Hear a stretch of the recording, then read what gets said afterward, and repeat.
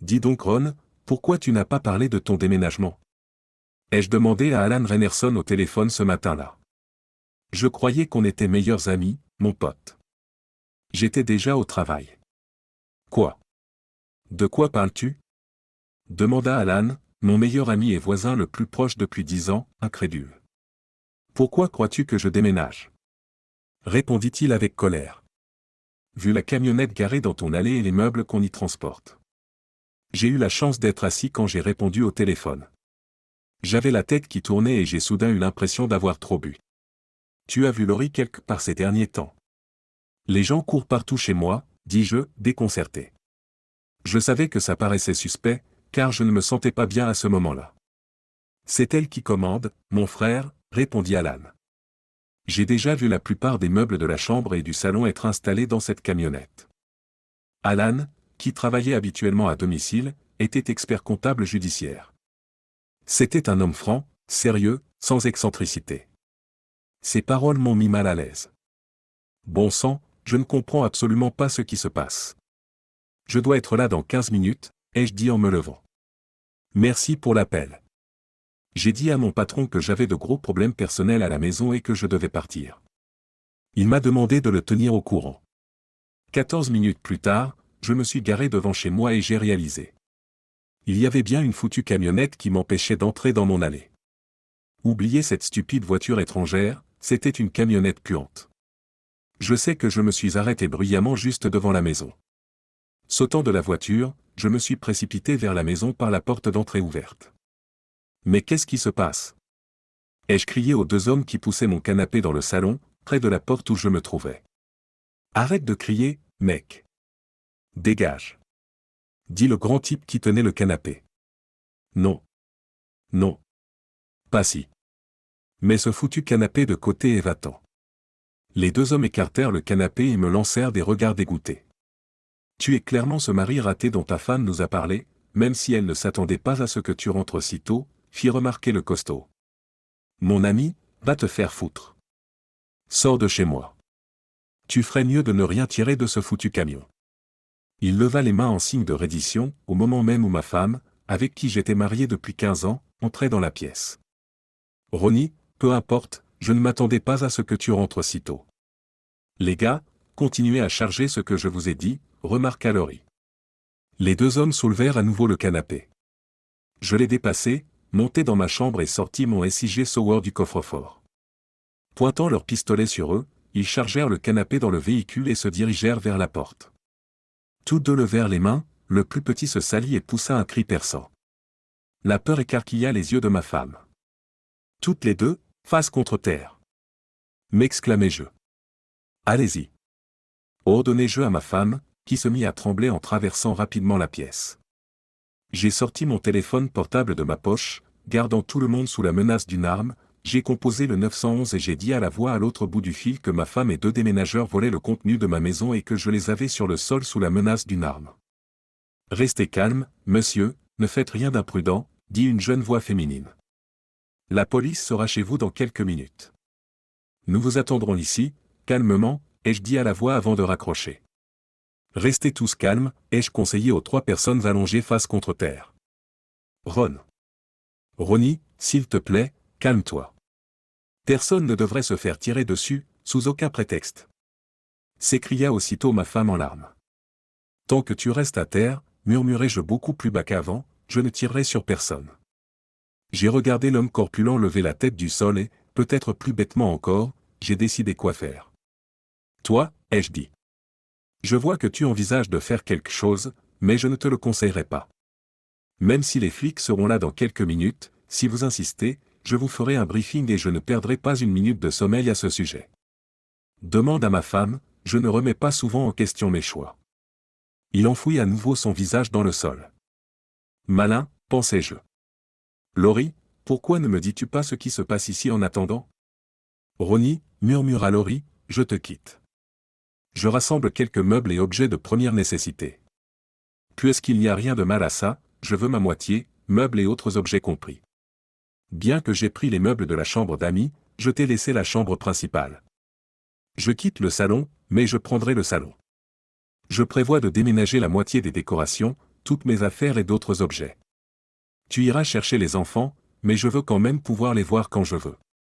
Je serai simplement à l'autre bout de la ville. Mon estomac se noua tandis que je gardais les yeux fixés sur le grand gaillard. Je n'avais aucune idée qu'elle me quittait, et j'avoue que je n'aurais jamais imaginé que cela arriverait. Je savais qu'elle ne m'abandonnait pas pour vivre seule, je n'étais pas né de la dernière pluie. Et par qui vais-je être remplacé? Demandai-je en essayant de ne pas paraître pitoyable. Caleb, dit-elle. Caleb Primet, l'homme avec qui je suis sorti juste avant qu'on commence à se fréquenter. J'ai regardé ma femme du regard en silence pendant quelques secondes. Tu parles de l'homme qui a rompu tes fiançailles pour partir sur la rive gauche avec une autre femme. Son âme sœur? Et plus tard, celle qu'il a épousée? Elle est devenue rouge foncé et s'est assise par terre. Elle s'apprêtait à répondre lorsque deux policiers sont apparus dans l'embrasure de la porte, pointant leurs armes sur moi. « Monsieur, lâchez votre arme », a dit l'officier supérieur. Abaissez-la doucement et prudemment. J'ai essayé d'agir avec prudence et lenteur, mais j'ai immédiatement suivi ses instructions. Je ne voulais en aucun cas laisser les policiers m'attaquer. Chacun de nous leur a raconté son histoire dès qu'ils ont pris mon pistolet. Apparemment, ma femme louait un appartement avec son ancien fiancé, récemment revenu en ville après un divorce. Son véritable amour était lui, pas moi, elle allait donc me quitter pour lui. Je n'ai pas trouvé d'homme meilleur que toi quand nous nous sommes mariés, mais Caleb a toujours été mon préféré. S'il est libre, eh bien, je dois faire ce que je considère comme juste pour moi, a-t-elle ajouté. Attends une minute, bon sang, ai-je crié si fort que les veines de mon cou ont probablement gonflé. Vous voulez insinuer que je n'étais qu'un remplaçant? Bien que je sois un homme bien, il est supérieur. Il est mon numéro 1, mon second est ici. Son visage était presque violacé. Elle se tourna n'importe où, mais se concentra sur moi. Finalement, elle hocha doucement la tête. Sorcière. Tu es une vraie sorcière. Hurlai-je. Laurie demanda au policier si elle pouvait prendre les objets restants et partir après quelques instants de silence gêné. Je leur ai dit que tous les meubles appartenant à nous deux devaient rester dans la maison, car la possession est un droit de propriété. Le chef de la police a déclaré, c'est exactement la politique du procureur de notre ville. Vous deux devez ramener les meubles du véhicule à l'intérieur de la maison. Aucun bien appartenant en copropriété ne doit quitter la résidence sans l'accord des deux propriétaires ou l'autorisation d'un tribunal. Madame Sanders peut saisir tous ses effets personnels, y compris ses bijoux, ses vêtements, ses cosmétiques et tout ce qui lui appartient. La police est restée dans la résidence jusqu'à ce que tous les meubles soient remis en place. Laurie a ensuite chargé plusieurs valises dans sa voiture et est partie avec les deux déménageurs. Les policiers m'ont ensuite rendu mon arme déchargée. Après avoir rangé le fusil dans le coffre, j'ai appelé Alan pour l'informer de la situation et lui exprimer ma gratitude pour sa prudence. Je suis ensuite allé dans ma quincaillerie préférée et j'ai changé les 3 serrures, ainsi que le code du garage. Désormais, Laurie ne pouvait entrer dans la maison que si je la laissais entrer. Quand mes enfants sont rentrés de l'école quelques heures plus tard, cela m'a presque brisé le cœur de leur annoncer que leur mère était partie vivre avec un autre homme et que nous allions bientôt divorcer. Même si les parents de certains de leurs amis se sont séparés, mes enfants, qui ont 12 et 10 ans, sont suffisamment matures pour comprendre ce qu'est le divorce. Leur mère nous a simplement quittés sans explication claire. Même si je dois admettre que cela n'était pas tout à fait clair pour moi non plus, j'espère pouvoir régler ce problème dans un avenir pas trop lointain. Notre aînée, Karen, a fait remarquer, tu as dû vraiment faire une erreur si maman t'a quitté pour un autre homme et s'est sentie si bouleversée. Quelque chose comme ça, ou bien la trompais-tu? As-tu oublié son anniversaire? Les accusations de Karen m'ont profondément blessé. Je n'ai pas quitté mes enfants et mon mari pour vivre avec un autre homme. C'est parce qu'elle prétend que ni moi ni aucun problème entre nous n'en sommes la cause, ai-je dit fermement, convaincu qu'il s'agissait de son problème personnel. Les deux filles voyaient bien que je faisais de mon mieux pour garder mon calme. Avant que leurs besoins égoïstes n'apparaissent presque simultanément, j'ai aperçu une lueur de sympathie sur leur jeune visage. Maman va nous emmener là où elle vivra, ou on reste ici avec toi? Demanda Suzy, la plus jeune. On va devoir déménager ou quelque chose comme ça. Papa, quel est notre plan? Quand mes filles m'ont interrogé, surtout vu qu'elles semblaient croire que j'étais responsable de la rupture, j'ai trouvé cela angoissant. J'ai répondu sèchement, pour l'instant, vous restez tous les deux à la maison avec moi. On verra bien. Maman et moi pourrions peut-être en discuter quand elle trouvera le temps entre deux baisers avec son nouveau petit ami. Au moins, elle comprenait que cela impliquait que leur mère se livrait à des activités qui pourraient être considérées comme inappropriées pour une épouse et une mère. Les filles furent surprises et haletantes à l'évocation de baisers et de petits amis. Après quelques secondes de silence, Suzy m'a lancé un défi: pourquoi ne l'invites-tu pas ici pour qu'on en discute? Appelle-la tout de suite, a insisté Suzy. Nous? Vous serez tous les deux en haut quand je l'amènerai ici pour discuter. Certaines choses appartiennent exclusivement au mari et à la femme et devraient le rester. Je t'appellerai quand elle et moi aurons terminé pour que tu puisses passer du temps avec elle. Ils hochèrent la tête à l'unisson, puis continuèrent à me fixer. Karen a finalement répondu doucement: maintenant, papa.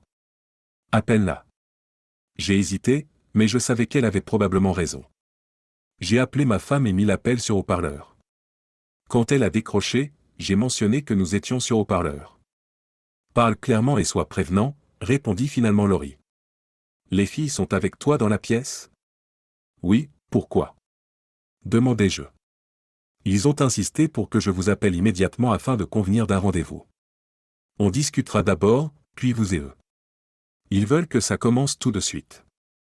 Si l'un d'entre nous a envie de manger après, je peux commander une pizza pour le dîner. Elle sembla avoir du mal à avaler. D'accord, dit-elle d'une voix faible et chuchotée. Je serai là dans 15 minutes. Comme sa clé ne permettait pas d'ouvrir les nouvelles serrures, lorsque sa voiture s'arrêta, je demandai à l'une des filles de la laisser entrer. Quand Laurie entra dans la maison, Karen serra fermement sa mère dans ses bras. Suzy se précipita pour faire de même. Tandis que Laurie la serrait dans ses bras, la culpabilité se lisait sur son visage. Elle me regarda. « Tu ne vas pas me pointer une arme à nouveau, hein ?» Laurie me l'a demandé poliment. Le choc était visible sur le visage des filles avant qu'elles ne se tournent vers moi. « C'est une longue histoire, leur ai-je dit. Je vous la raconterai plus tard, pas maintenant, à moins que vous ne tentiez à nouveau de voler. » Cette fois, les filles fixèrent Laurie. Elle ne se sentait vraiment pas à sa place. « D'accord, leur conseillai-je. Vous devriez monter et fermer vos portes. On vous préviendra quand ce sera votre tour de parler. » Laurie se leva d'un bond dès que les filles verrouillèrent leur chambre. « Comment osez-vous me traiter de menace armée? J'habite aussi dans cette maison et je déteste ce genre d'accusation, dit-elle en grognant. Eh bien, laissez-moi m'excuser, bon sang. J'ai répondu avec la même aigreur: deux imbéciles essaient de voler des meubles, et quand je rentre à la maison, je découvre non pas une voiture étrange dans l'allée, mais un étrange camion de déménagement. J'ai ensuite découvert que la personne qui les dirigeait était ma femme, apparemment aimante. Vous avez tous les trois de la chance que je ne vous ai parlé que de vous tirer dessus. Vous souvenez-vous que j'ai gagné plusieurs concours de tir par le passé? Bien avant l'arrivée de la police, tu aurais été morte. Elle pâlit tandis que mes paroles s'enregistraient dans son esprit. Que se passe-t-il, idiote? Pourquoi essayais-tu de voler les meubles? Tu m'as dit que tu me quittais pour un homme qui était autrefois ton fiancé. Elle s'assit au bord du canapé du salon et déglutit difficilement. Je voyais bien qu'elle tremblait. Ronnie, est-ce que je peux avoir un verre d'eau? Si tu veux, tu peux aller le chercher toi-même, répondis-je en désignant la cuisine d'un large geste. Je m'installai sur la chaise la plus proche et attendis. Elle revint peu après. Tu te souviens que je t'avais dit qu'avant notre rencontre, j'étais fiancé? Il s'appelait Caleb Primé, dit-elle vaguement. Oui. Avant vos fiançailles, vous avez passé plusieurs années ensemble. Vous avez dit qu'il avait rompu ses fiançailles et qu'il avait déménagé en Californie avec une autre femme qu'il avait ensuite épousée. Pour faire court, tu avais le cœur brisé et tu n'es sorti avec personne pendant 1 an avant de me rencontrer. Et le reste, dis-je, appartient à l'histoire. Comment en sommes-nous arrivés à ce que tu me quittes pour lui et que tu tentes de voler des meubles? J'aimais Caleb très, très profondément, commença-t-elle. Je pensais qu'il était mon âme sœur, que nous serions ensemble jusqu'à la fin. J'étais dévasté lorsqu'il a rompu nos fiançailles, mais je l'aimais toujours autant. Je n'ai jamais réussi à l'oublier. À ce moment-là, j'ai interrompu la conversation avec hésitation, comprenant où cela nous menait. En effet, je me suis lié d'amitié avec toi et nous avons développé des sentiments l'un pour l'autre. Mais, pour être honnête, j'ai toujours gardé une part de mon cœur pour moi, espérant ardemment qu'un jour il reviendrait vers moi. Si je ne pouvais pas épouser Caleb, je savais que je ne trouverais jamais un meilleur homme. Quand tu m'as demandé en mariage après 1 an de relation, j'ai accepté. Tu avais un avenir prometteur, tu étais intelligent, gentil, séduisant, drôle et futé. Avec Caleb, tu étais l'homme idéal pour moi. Même si nous avons eu une belle vie ensemble et que je t'aime sincèrement, je n'ai jamais complètement abandonné Caleb. J'ai toujours eu un faible espoir qu'un jour il revienne vers moi. C'était comme un coup de poing dans le ventre, venant de Mike Tyson et de Tyson Fury réunis en un seul corps. J'ai sérieusement envisagé de vomir tout ce que j'avais mangé la semaine précédente. Des larmes ont coulé sur mes joues. Dans ton cœur, j'étais toujours en deuxième position. Juste une doublure pendant tout ce temps, ai-je crié plaintivement, même à mes propres oreilles. Pas du tout. Loin de là. Tu n'as remplacé personne. Je t'ai offert tout mon amour, car je ne m'attendais pas à ce qu'il revienne vraiment. Sauf cette grande partie que tu lui as réservée, l'interrompis-je. Tu l'as dit toi-même, Laurie. Même si tu te l'étais refusé, je n'étais qu'un remplaçant. J'étais toujours second. À part Caleb, tu n'as pas trouvé d'homme meilleur que moi. Elle baissa les yeux pour vérifier ce que je venais de dire. De cette ambition quasi irréalisable à ton départ pour lui, comment tout cela s'est-il déroulé? Quand est-il revenu? Quand avez-vous recommencé à sortir ensemble? Elle rougit de nouveau. Vraiment? Comment le sais-tu? Commença-t-elle, un peu à contre-séure. Je répondis, pas particulièrement observateur non plus, mais je ne suis pas totalement ignorant. Tu me quittes et tu me voles soudain des meubles. Tu nous quittes, moi et les enfants, pour ce type après avoir réalisé que vous vous entendiez encore bien et que vous aviez déjà couché avec lui. Depuis combien de temps est-il revenu? Depuis combien de temps êtes-vous ensemble? Tu es obligé d'être aussi impoli? Sérieuse? Tu m'as menti tout au long de notre mariage. Maintenant, tu as ajouté coucher avec un autre homme à ta liste de péchés, et tu es offensé parce que je te parle comme tu le mérites? N'importe quoi. Combien de temps alors, Laurie? Elle haleta bruyamment, but une grande gorgée d'eau, et haleta de nouveau. Elle bégaya, puis bégaya encore. Elle murmura, 2 mois, parfois une fois par semaine. Zut Becky. Ses yeux se remplirent de larmes. Avant, je la serrais dans mes bras de temps en temps. Maintenant, je devais rassembler toute ma volonté pour ne pas céder à sa bêtise. Laisse-moi te pardonner, Ronnie. Vraiment.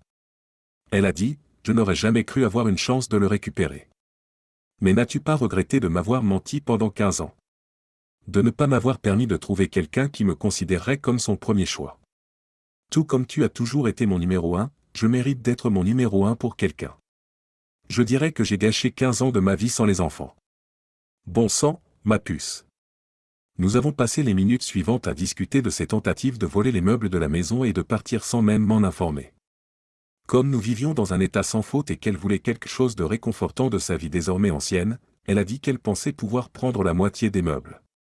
Nous avons aussi parlé des visites aux filles. Tant que Caleb ne s'y opposait pas, elle pouvait les voir autant qu'elle le souhaitait. Caleb ferait mieux de ne jamais lever la main sur l'une des filles, sinon je n'hésiterai pas à aller en prison pour lui avoir tiré dessus. Ce n'est pas ce genre d'homme, m'a-t-elle dit. J'ai objecté, le croyant capable de cela, puisqu'il était le genre d'homme qui n'avait aucun problème à coucher avec la femme d'un autre. Elle m'a fusillé du regard. De la main droite, j'ai mimé un pistolet. Elle est devenue pâle. J'ai appelé nos filles en bas quand nous avons eu fini.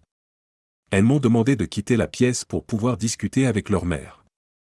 Bien que je m'opposais à cette demande, je me sentis obligé de l'accepter, ayant toujours respecté leur intimité.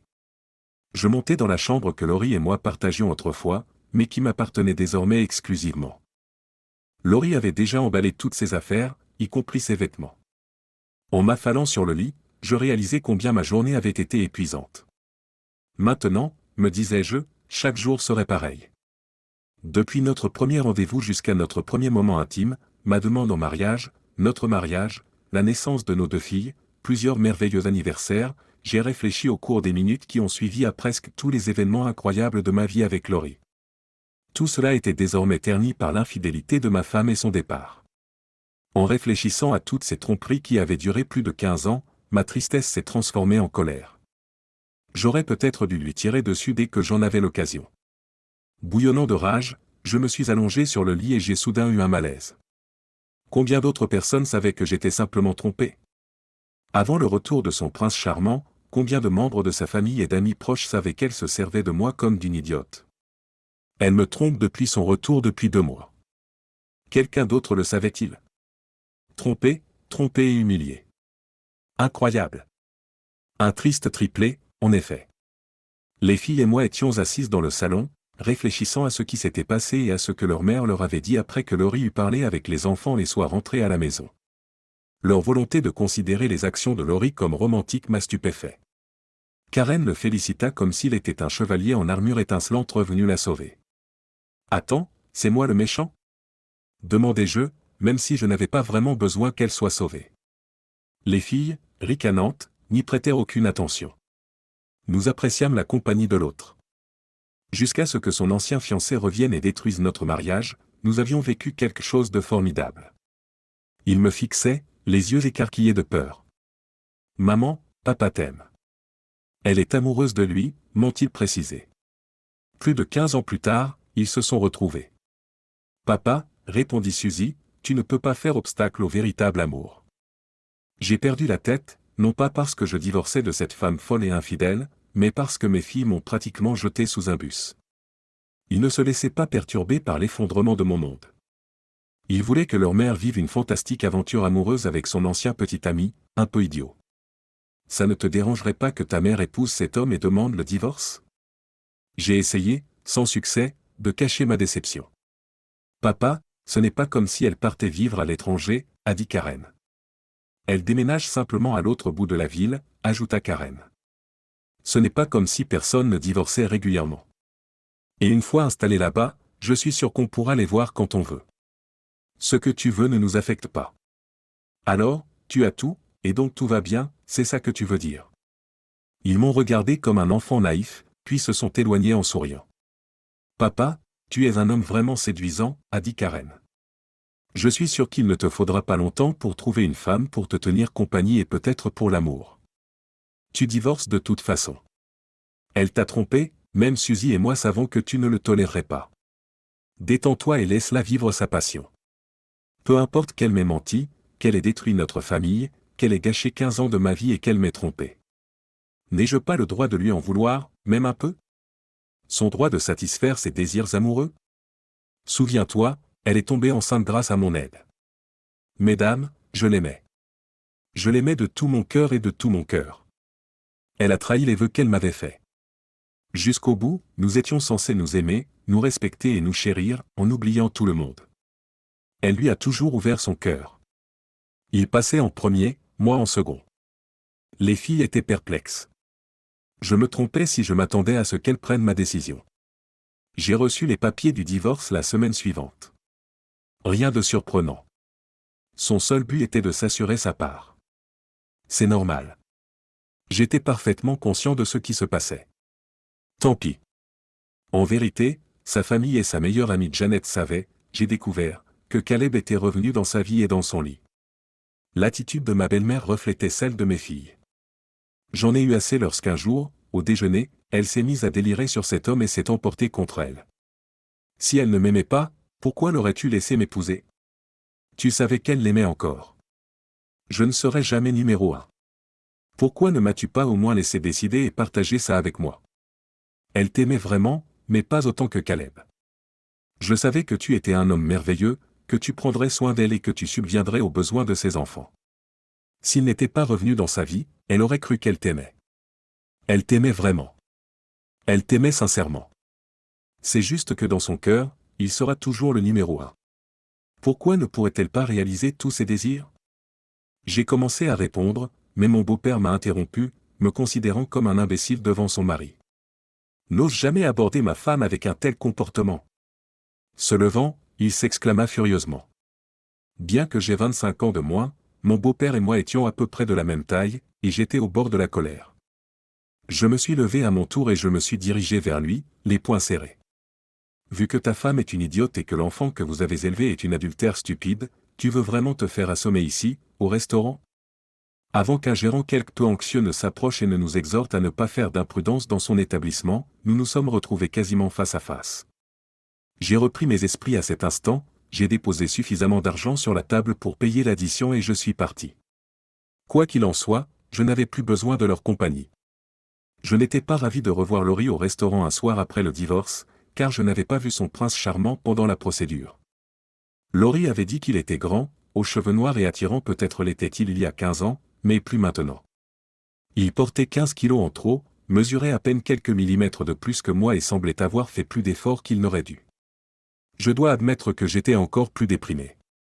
J'aurais peut-être compris si elle m'avait quitté pour Chris Hemsworth ou quelqu'un d'autre, mais me quitter pour un homme aussi ordinaire que lui. Surtout quand mes filles continuaient à l'appeler son chevalier en armure brillante, je me sentais profondément blessé. Vraiment ? Je me suis éloigné, faisant semblant de ne pas voir Laurie et Caleb assis à une table. Même si je ne suis pas sûr que Laurie m'ait vu, à vrai dire, je m'en fichais complètement. Au moins, elle n'était pas seule. Comme d'habitude ces derniers temps, j'étais seul. Laurie avait complètement anéanti ma foi envers les femmes, et même si, dans de nombreuses situations, elle cherchait à attirer mon attention, je n'avais aucune envie de compagnie. Lorsque plusieurs femmes célibataires que je connaissais ont appris mon divorce et m'ont contacté pour m'offrir leurs condoléances et exprimer leur volonté de m'aider, je les ai remerciées et leur ai dit que je les appellerais sûrement lorsque je serais prête à commencer à sortir avec quelqu'un. J'ai même créé un calendrier avec ces dames pour prévoir des moments de rencontre. L'aide est arrivée de la personne à laquelle je m'attendais le moins, ma sœur aînée Danica. De 3 ans mon aînée, Danica m'a fait vivre un enfer quand nous étions enfants. Elle a ensuite commencé à devenir une personne vraiment décente vers l'âge de 18 ans, mais elle est partie à l'université 6 mois après que nous ayons finalement eu une bonne relation. Elle n'a jamais été ravie que j'ai choisi Laurie comme épouse. Elle m'a dit en privé que je pouvais trouver une meilleure épouse, mais elle n'a jamais rien fait qui puisse mettre en danger mon mariage ou déshonorer publiquement ma femme. Danica était à l'aise pour critiquer cette femme en ma présence car elle savait que Laurie avait brisé mon cœur. Et savoir qu'elle me soutenait était rassurant. Danica m'a appelé 2 ans après la finalisation de mon divorce pour me demander une faveur. C'est ma sœur, alors j'ai accepté avant même de m'en rendre compte. Le service s'est avéré être un rendez-vous avec son amie Sibylle, qui avait divorcé 1 an plus tôt et était trop nerveuse pour inviter un homme à sortir. À 45 ans, Sibylle avait 3 ans de plus que moi. Elle avait une silhouette magnifiquement galbée, sur une échelle visuelle de 10 points, elle pouvait encore obtenir un bon 7, même si elle n'était pas d'une beauté conventionnelle. Elle était également intelligente et pouvait discuter de divers sujets. Ma sœur savait que je la tuerais si elle me présentait à quelqu'un sans cerveau. Même si au final nous ne nous sommes pas retrouvés au lit, le rendez-vous s'est très bien passé, d'accord, très bien même. Après avoir visité une exposition d'art dans un musée voisin, nous avons dîné dans un charmant restaurant italien. Nous avons ensuite assisté à un concert de groupe à l'ambiance années 80 et avons dansé sur nos sièges pendant toute la durée du spectacle. Elle s'est sentie suffisamment à l'aise avec moi pour me toucher à quelques reprises pendant la représentation, et j'ai découvert que ses lèvres étaient aussi douces que sensuelles. En effet, je sais, de belles lèvres. Elle m'a demandé d'être son partenaire au mariage de son amie après que, d'une manière ou d'une autre, un rendez-vous soit devenu 3. Il y avait au moins 3 personnes avec qui je pouvais parler, car Danica et son mari, Willis, étaient également présents. Traitez-moi d'idiot, ou pas. Nous nous sommes retrouvés au lit ce soir-là pour la première fois, et j'ai été agréablement ravi de découvrir que je me souvenais encore parfaitement de ce qu'il fallait faire et comment. J'ai également été surpris de voir à quel point Sibylle semblait différente de ce dont je me souvenais de Laurie. Ce à quoi votre esprit pense dans certaines situations, comme lorsque vous êtes totalement perdu dans la chaleur et l'intimité de quelqu'un de spécial, juste avant qu'elle ne vous attire encore plus fort, totalement absorbé par l'instant, est incroyable. Décidément, on ne s'en lâche jamais. Après une expérience partagée incroyable, quelques minutes plus tard, Sibylle gisait inconsciente sur son lit, et je l'ai attirée vers moi pour savourer la force de notre relation. Oh, zut, c'en était un autre. Sûrement. Ses yeux s'écarquillèrent et je remarquai qu'un large sourire s'ouvrait sur ses lèvres. Même si je me demandais parfois si mon attirance pour Sibylle n'était pas vraiment une réaction de rebond. Je ne savais rien d'elle. Pourtant, plus je passais de temps avec elle, plus j'avais envie d'être près d'elle. Pour moi, c'était quelque chose de plus profond que simplement physique. Je voulais aussi connaître son avis. J'ai donc décidé d'agir en coulisses et d'aller voir ma sœur. Dani, c'est à mon tour de lui demander une faveur. J'ai vraiment besoin de découvrir les sentiments réels de Sibylle à mon égard. Je ne suis qu'une échappatoire pour elle, n'est-ce pas? Même si je ne le souhaite pas et ne le pense pas, je dois avouer que j'ai peur de demander. Petit frère, es-tu vraiment si ignorant? Éperdument amoureuse, cette femme est avec toi. Contrairement à ton ex-femme, elle s'est donnée entièrement à toi. Ronnie, crois-moi, tu es le numéro 1 pour elle et tu le resteras jusqu'à ce que tu en dises assez. Et il n'y a pas de numéro 2 pour elle. Depuis qu'ils ont annoncé leur enthousiasme pour la romance de Laurie et leur mépris total pour mes sentiments, ma relation avec les dames était glaciale, mais elle soutenait totalement ma relation avec Sibyl et était également heureuse que j'ai la confiance nécessaire pour conquérir une femme du niveau de Sibyl. Ils appréciaient leur compagnie quand je les ai réunis. Nous avons célébré un mariage modeste environ 6 mois plus tard. Bien qu'il y a quelques années, je m'inquiétais de savoir si je pourrais un jour confier mon cœur à une femme à nouveau. Sibyl m'avait constamment montré au fil des années que non seulement je pouvais lui faire confiance, mais qu'elle était, sans aucun doute, la protectrice de mon cœur. Bien que Karma soit impitoyable, elle a manifestement une vision déformée de l'humour. Laurie m'a quitté pour Caleb il y a 10 ans, il l'a largué pour retourner auprès de son ex-femme. Karen, ma fille aînée, me l'a annoncé au téléphone un matin. Même si j'avais pardonné à Laurie il y a de nombreuses années, je tiens à préciser que cette nouvelle m'a déprimé, car ce serait une terrible contre-vérité. Poursuivez-moi en justice, mais comme la plupart des gens, cela ne me dérangeait pas de me laisser aller à un peu de schadenfreude, peut-être même à un peu de schadenfreude à son égard pendant que je discutais avec mon enfant. Mon Dieu, et là, je pensais qu'un amour aussi grand que le leur survivrait plus de 10 ans. Pas vraiment le dénouement féerique que ta mère imaginait. Je sais, papa, acquiesça Karen. Quelques années plus tard, je sirotais tranquillement du whisky au comptoir, observant les clients satisfaits qui, je l'espérais, savouraient la célébration du mariage de ma fille aînée. Une personne se tenait à côté de moi. En me retournant, je suis tombé sur mon ex-femme, qui attendait silencieusement que je la voie. « Laurie, est-ce que c'est ça qui te plaît ?» ai-je demandé, espérant sincèrement que ce serait le cas. Elle n'avait pas beaucoup participé à l'organisation du mariage de Karen, j'ai donc compris qu'elle était quelque peu agacée par Karen, Sibyl et moi. Elle m'en voulait en grande partie, et je savais que, d'une certaine manière, elle avait décidé que c'était moi qui prenais toutes les décisions, puisque je payais tout. Exactement.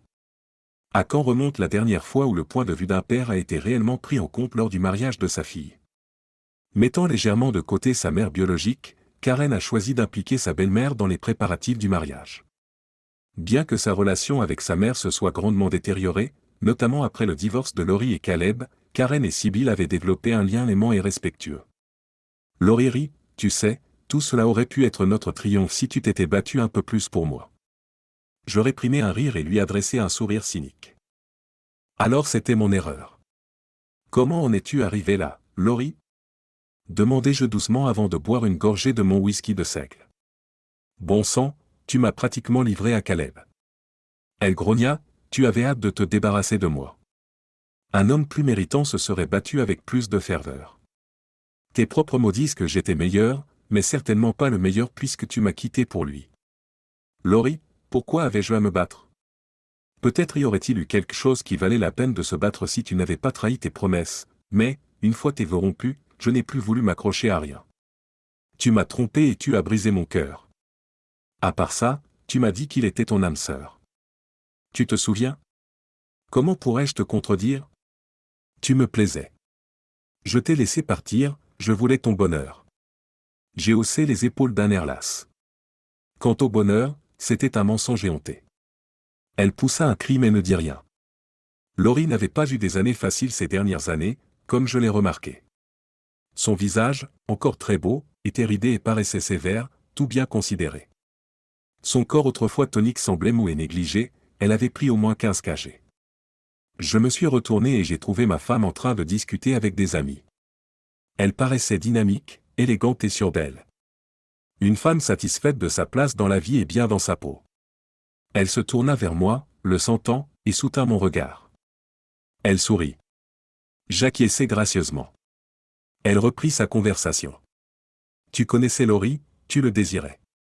Tu as eu ce que tu voulais, dis-je, regrettant qu'il n'ait pas répondu à tes attentes. Tu aurais dû être plus prudente dans tes souhaits. Et maintenant, si tu veux bien m'excuser, j'ai des invités à recevoir. C'était agréable de discuter avec toi.